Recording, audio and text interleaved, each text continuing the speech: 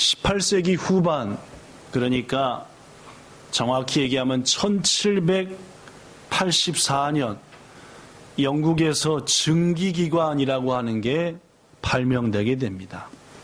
증기가 뭡니까? 뭘 끓이면 증기가 나오죠? 물을 끓이면 나오죠. 그렇죠? 네. 물을 팔팔 끓이면 수증기가 나오는데 이 수증기의 힘으로 모터를 돌려서 큰 자동차를 움직이기도 하고 그보다 더 큰 기차도 움직이기도 하고 펌프를 만들어서 물을 뿜어 올리기도 하고 하는 여러 가지, 즉 사람이 그동안 손으로 힘으로 허리로 했던 것을 기계가 하기 시작되는 이른바 이런 일이 시작되게 됩니다. 이 증기기관은 물건의 생산 방식과 사람이 일하는 것을 손에서 많은 것을 기계로 넘기는 결정적인 계기를 제공하게 되고, 이로 인해 인류는 손으로 하는 것보다도 최소 2~3배 아니면 10배 이상의 힘과 수확을 거두게 됩니다. 이것을 일컬어서 역사는 말하기를 따라해 보십시다. 제1차 산업혁명. 시작.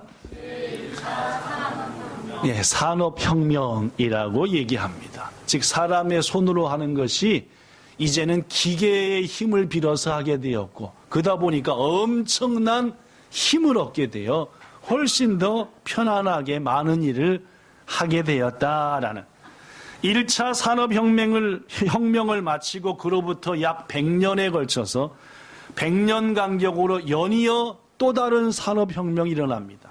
제2차 산업혁명은 몇 년도 일어났다고요? 제2차. 네, 나왔습니다. 시작. 제2차 산업혁명. 이것은 1870년인데 전기를 통한 대량 생산이 이루어졌다. 아까는 물을 끓여서 나온 수증기의 힘을 빌었는데 이제 전기까지 개발돼 가지고 전기로 인해서 더 큰 힘을 가지게 되고, 더구나 이게 벨트를 연결해 가지고 쭉 전기가 자동으로 돌아가면서 물건이 만들어지게 되는, 이것이 1870년경에 있었던 제2차 산업혁명이고, 그로부터 다시 100년 후에 있었던 게 제3차 산업혁명입니다. 언젠가요? 1970년경으로서 컴퓨터를 통한 자동화 생산 시스템이다. 이제까지는 인간이 일일이 간섭해야 되는데 컴퓨터에다가 이렇게 입력을 해놓고 그대로 컴퓨터가 시키는 대로 물건을 만들게 되는, 이것이 이른바 제3차 산업혁명입니다. 사회학자들은 요새를 제4차 산업혁명이라고 그러죠. 뭐를 주도로 하는 거라고 합니까? AI래요. 그죠? AI, 인공지능이라고 하는 이걸 바탕으로 이제까지 인류가 살아왔던 것과는 전혀 다른 아예 인공지능에게 맡겨서 그것이 사람보다 더 정확하게, 예를 들어서 우리의 병을 진단하는 것도 의사가 안 하고 전부 다 데이터를 인공지능한테 쑥 집어넣으면 당신은 이런 병이 있겠소라고 하고 이렇게 치료하면 되겠소라고 하는 놀라운 시대에 접어들고 있습니다. 우리는, 즉 인류는 말입니다. 이렇듯 1차, 2차, 3차 그리고 요새 시행되고 있는 4차 산업혁명 등을 통해서 그동안 경험해보지 못했던 엄청난 부와 풍요로움을 가지게 되었습니다. 물론 더 가난하게 사는 사람도 있지만 평균적으로 본다면 우리 인간들은 엄청나게 부자가 됐고 풍요로워졌습니다. 가끔 식사할 때 얘기하지만 임금님보다 더 잘 먹습니다. 그렇죠? 옛날 임금님 시대보다도 더 맛있고 더 많은 것들을 이 여름에 먹을 수 있는 그러한 모습이 되었다. 그런데 여러분, 우리 인간들이 이런 산업혁명 등 기술 개발을 바탕으로 풍요로움은 가지게 되었지만 반대로 잃은 것도 많다는 겁니다. 그 대표적인 게 하나가 여유입니다. 삶의 여유라는 것을 오늘날 많은 사람들은 잃어가고 있습니다. 산업혁명 전 사람들은 마음과 시간의 여유를 가지고 살았습니다. 한국의 예를 보면은 산업혁명이 있기 전인 1700년대, TV로만 봤으니까 잘은 모르겠지만 이랬을 겁니다. 가을밤 수학을 마치고 저녁 늦게까지 동네 사람들이 이 집 저 집 모여서 뭘 꼽니까? 꽈봤습니까? 네. 집사님은 돼요, 잘? 저는 아무리 비벼도 그대로 지푸라기더라고요. 친구들은 잘 이렇게 하면은 이게 딱 새끼줄이 되는데 저는 아무리 비벼도 여전히 지들끼리 따로따로 노는 여튼 새끼도 꼬고 또 옛날에는 집신도 엮고 그죠? 뭔 꽃을 피웁니까? 저녁 늦도록 이야기꽃을 피우겠죠. 누구네 집 누구는 어디 가서 이런 큰일을 했고 누구네 집은 이렇게 과일을 많이 땄고 이러면서 이야기꽃을 피우곤 했습니다. 물론 그때만 해도 초까지 맞는 시계도 없었고 분까지 맞는 시계도 없었고 더구나 시골에는 종치는 일도 없었을 테니까 그냥 별 뜨면은 깊은 밤이 됐나 보다. 해지면 저녁이 됐나 보다. 삶에 어딘가 모르게 뭐가 있었다고요?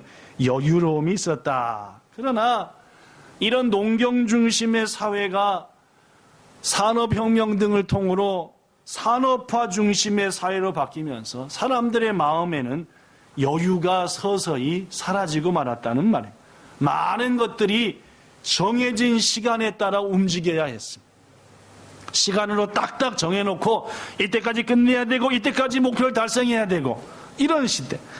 더구나 사람들은 이 산업사회 속에서 급심한 경쟁을 하게 되었고 우리 게 팔리냐 저쪽 게 팔리냐 우리가 더 빨리 끝내냐 저쪽이 빨리 끝내냐 이런 경쟁사회. 그 결과 쉼, 삶의 여유라는 것은 점점 사라지고 쌓이는 것은 뭐만 쌓입니까? 피곤과 스트레스만 쌓이는 그런 시대로 나아간 것도 사실이라는 말입니다.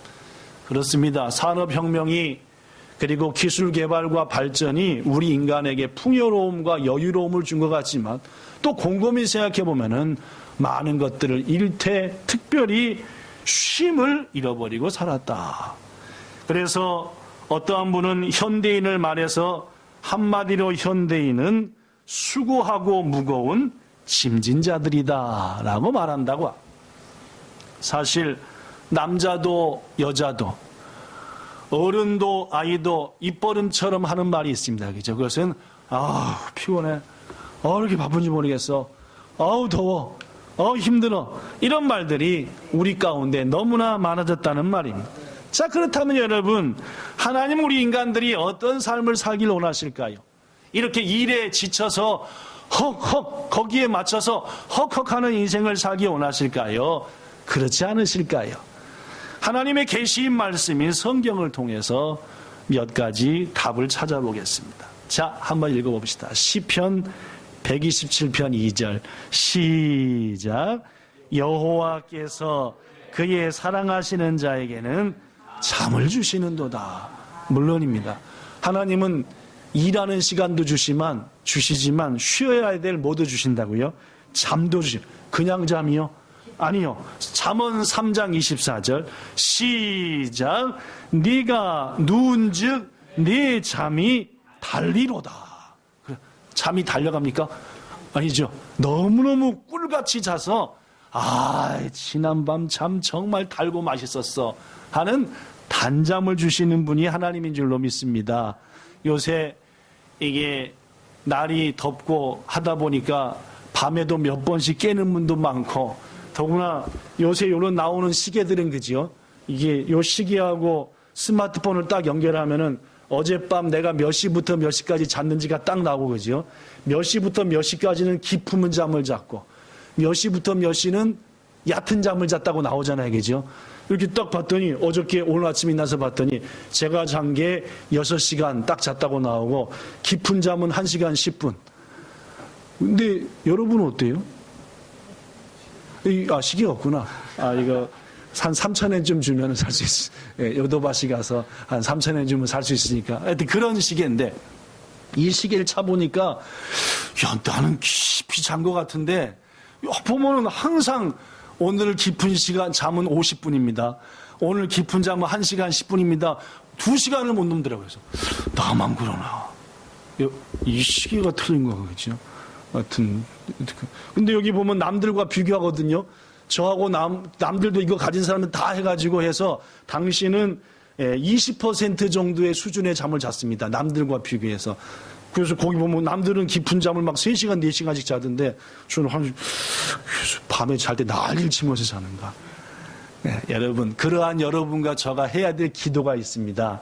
오늘 본문에 잠언 3장 24절에 보니까 네가 누운즉 네 잠이 달리로라 했으니 오늘 이후로 하나님 앞에 하나님 단잠을 자게 해주세요 라고 하셔서 깊은 잠을 주무셔서 전날의 어떤 피곤함도 새날을 맞이해서 강건함으로 회복되는 여러분들 되시기를 축복합니다. 또한 출애굽기 20장 10절에 보면은 하나님은 우리에게 뭐라고 말씀하느냐, 일곱째 날은 네 하나님 여호와의 안식일인즉 너도 네 아들도 딸도 네 종들도 네 가축들도 심지어 너희 집에 온 손님들도 뭘 하지 말라? 아무 일도 하지 말라라고 말했어. 그렇습니다. 하나님은 일주일에 한 차례씩 쉬는 날 안식일을 주셔서 그날은 너희 하던 모든 일을 뭐하라? 멈추라 라고 말씀하셨다는 말이에요. 그렇습니다. 하나님은 낮에 일했으니까 밤에는 뭐라고 하시고 푹 자라 하시고, 일주일 동안 열심히 일했으니까 안식일은 안식하라 하시고, 그뿐만이 아닙니다. 레위기서 25장 4절부터 5절에 보니까 일곱째 해에는 그 땅이 쉬어 안식하게 할지니 여호와께 대한 안식이라. 너는 일곱째 해에는 밭에나 들에나 산에나 씨앗을 뿌리거나 포도원을 가꾸지 말라라고 말해요. 사람만 쉬는 게 아니라 논과 밭과 산과 포도원도 몇 년에 한 번씩은, 7년에 한 차례씩은 뭐 하라? 아무것도 하지 말고 푹 쉬게 해둬라, 그 말이에요. 그래야 그 다음에 더 많은 풍성함을 얻는다. 여러분, 이 말씀을 구약의 믿음의 성도들은 다 순종했습니다. 그죠? 우리들은 말하죠. 목사님 6년 일하고 7년째 한 해 확 쉬어버리면은 다 굶어 죽습니다. 굶어 죽을지 모르죠. 그죠? 우리 생각이 그러니까. 그러나 당시의 믿음의 성도들은 그렇게 살았다는 말이에요. 하나님께서 쉬어야 되는 해 전에는 많은 것들을 거두게 하셨다는 말. 그래서 넉넉히 쉬고도 나무 믿게 하셨다. 이뿐만이 아닙니다, 여러분. 레위기 25장 10절부터 보면은 10절 읽어봅시다. 레위기 시작. 너희는 50년째 해를 거룩하게 하여 그 땅에 있는 모든 주민을 위하여 자유를 공포하라. 이 해는 너희에게 희년이니, 희자는 복될 희, 복희자입니다. 즉 복된 해니 그런 말입니다. 복된 해니 계속 너희는 각각 자기의 소유지로 돌아가며 각각 자기의 가족에게로 돌아갈지며 11절 그 50년째 해는 너희의 복된 해니 너희는 파종하지 말며 스스로 난 것을 거두지도 말며 가꾸지 아니한 포도도 거두지 말라. 50년에 한 번씩 오는 해가 무슨 년이래요? 희년이다 그 말이에요. 그럼 생각해 봐야겠죠. 오늘부터 시작했어요. 1년, 2년, 3년, 4년, 5년, 6년, 7년. 뭔 년입니까? 뭔 년 좀 말 이상하다 그죠? 안식년. 쉬어야 되죠? 안식년이 7번 갑니다. 그러면 몇 년입니까? 77은 49년은 49년째는 뭐 해야 되는 년입니까? 안식하는 년이죠. 그 다음에 50년. 쟤는 또 뭔 년입니까? 희년. 어떻게 됩니까? 또 쉬어야죠. 요때는 뭡니까? 더블로 쉬네요. 그러면 다 굶어 죽습니까? 아니요. 다 살아가지고 지금까지 복음을 전해주고 우리에게 믿음의 역사를 하지 않았습니다. 그렇습니다. 하나님께서는 이렇듯 희년, 일본에서는 요베르노토시라고 합니다. 우리 이마와 에리아노 히 할 때 그 요베르노토시 나오죠. 그죠? 그 요베르노토시가 복된 해다. 이날은 인간들은 다 자유함을 얻고 내가 누군가의 빚을 져서 빚을 못 갚아 그 사람의 종이 되었다면은 고해가 되면은 너희 집으로 아무 조건 없이 자유함을 얻고 또 모든 곡식들도 모든 것들도 쉼을 얻는 그 해가 희년이다. 이외에도 하나님께서는 유월절 매년마다 오순절 매년마다 장막절 며칠씩 쉬었습니까? 일주일씩을 일 못하고 하나님 앞에 예배하며 안식하며 말씀을 배우며 주님 앞에 나가라 라고. 그렇습니다. 이런 말씀 등을 통해서 볼 때 하나님은 우리 인간이 열심히 일하되 뭐도 가져야 된다? 쉼과 안식도 가져야 됨을 분명히 말씀했다라는 말입니다. 오늘 본문의 말씀을 드리겠습니다. 오늘 본문은 마가복음 6장입니다. 예수님께서 이제 어느 정도 훈련한 제자들을 12명, 그 12명을 몇씩 짝을 나눴습니까? 둘씩. 몇 그룹이 된 겁니까? 6그룹이 된 겁니다. 그렇죠? 그래가지고 그들을 여행을 보냅니다. 푹 쉬라고요? 전도하라고요.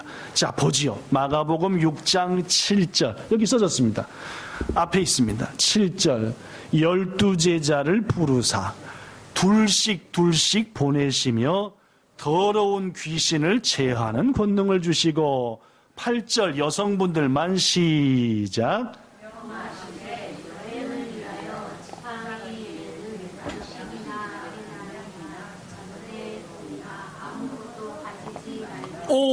여행을 가는데 뭘 챙겨가라는 말입니까? 전혀 챙기지 말라. 그 무슨 말입니까? 먹고는 것은 자는 것은 누가 해결해 줄게? 하나님이 해결해 줄게 라는 말입니다. 그죠? 자, 남자분들 9절 시작.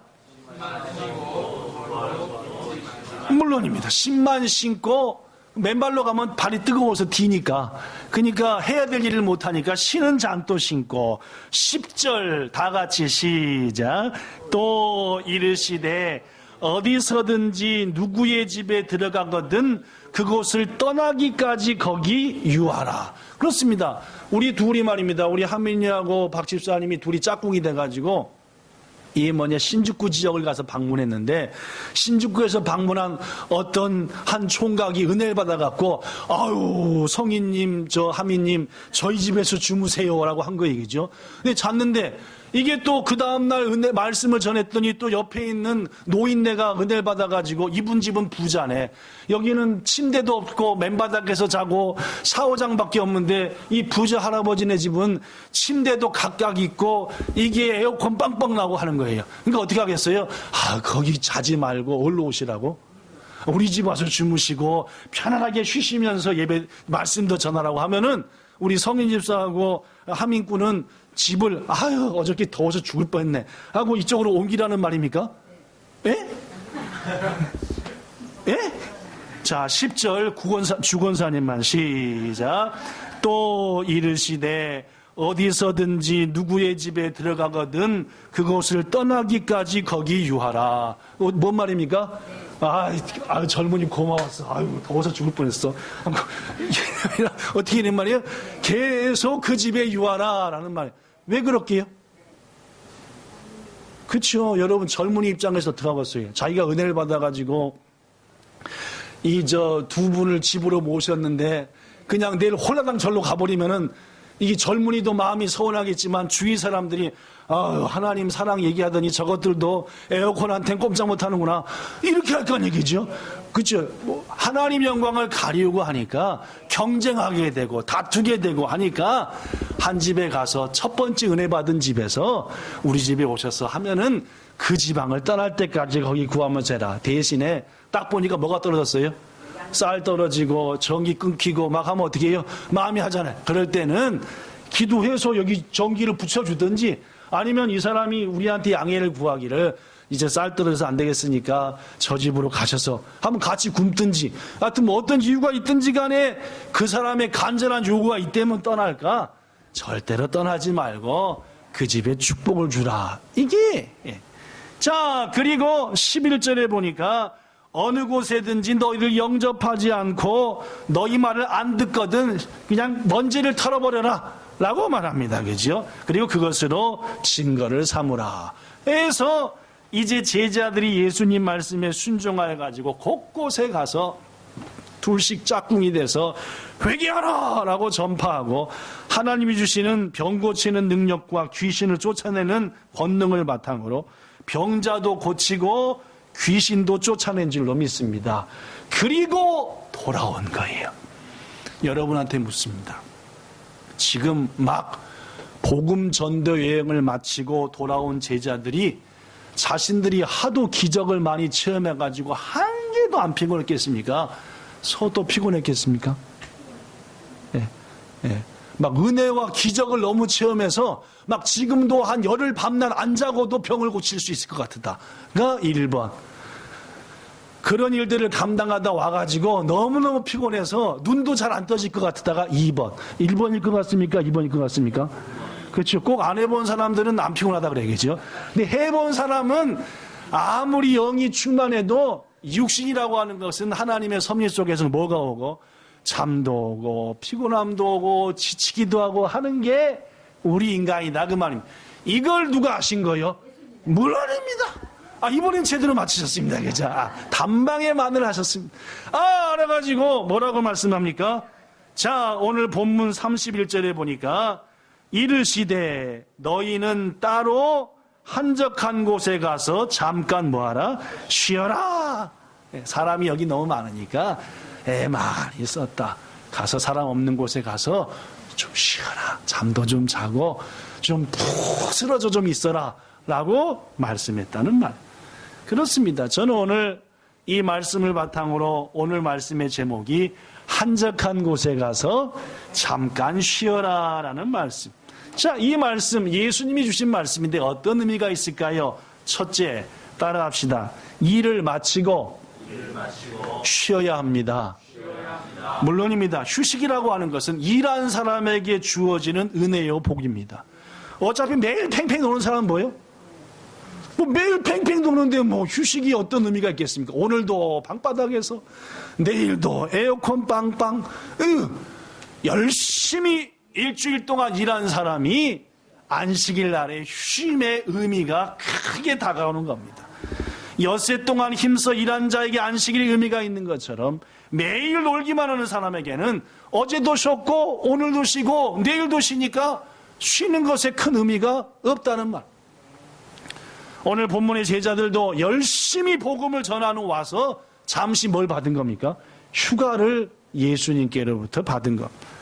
올 2019년이 시작되어서 지금까지 약 7개월 동안 열심히 일하신 여러분, 특히 지난 골든위크 휴가 끝나고 그때부터 약 3달 동안 막 죽으라고 일하신 여러분, 이번 한 주간 어찌하든지 하나님 안에서 주님이 주시는 편안한 휴식과 쉼을 마음껏 누리시는 은혜 있기를 예수님 이름으로 축복합니다.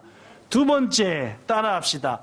따로 한적한 곳에서 쉬어야 합니다. 시작. 따로 한적한 곳에서 쉬어야 합니다. 여기서 따로라고 하는 것은 열심히 수고한 너희들끼리 어디 가서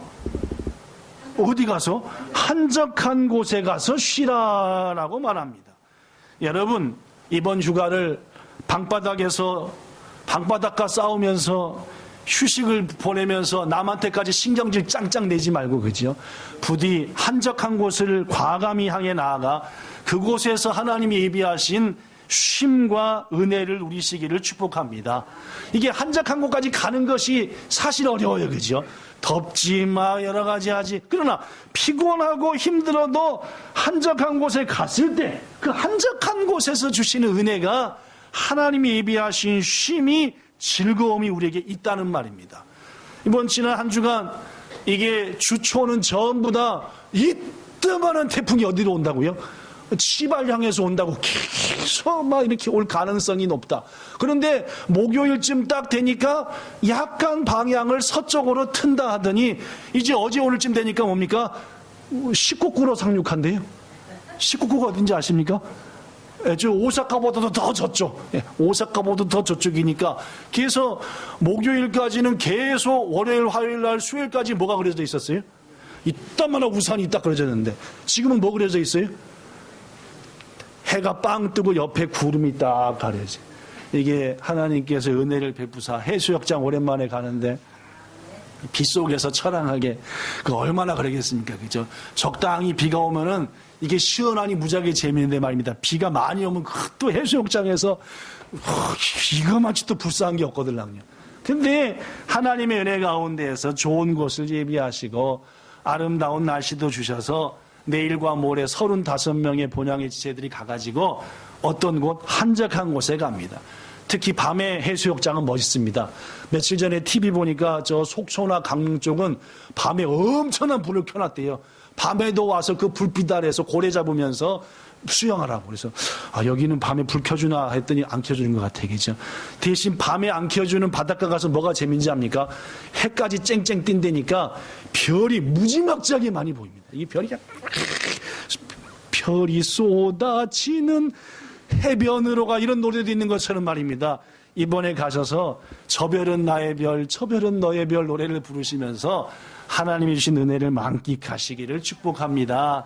못 가는 분들도 이제 못 가는 게 아니라 안 가는 분도 많을 것 같은데, 못 가는 분은 하나님이 치유하시고 힘주사 저거 할 거고, 안 가는 분들은 회개하사 어찌하든지 주의 일에 동참하는 그러한 헌신자가 되는 게 귀중한 일이라고 생각하고, 여하튼 어느 곳에서든지 하나님 주신 은혜 가운데 이렇게 휴가를 보내되 꼭 여러분께 부탁드리기는, 이제 교회에서 하는 건 교회에서지만 가족들끼리, 사랑하는 가족들끼리 단 몇 시간이라도 한적한 곳에 가셔서 이번 한 주간을 혹은 다음 한 주간을 은혜 가운데 보내서 하나님이 주시는 위로와 평안을 얻으시기를 축복합니다. 자, 세 번째로 오늘 예수님께서 따로 한적한 곳에 쉬어라 하신 말씀 통해서 우리가 배워야 될 휴식에 대한 진리는 셋째, 따라합시다. 잠깐 쉬어야 합니다. 우리는 잠깐 쉬고 싶어요? 쭉 쉬고 싶어요?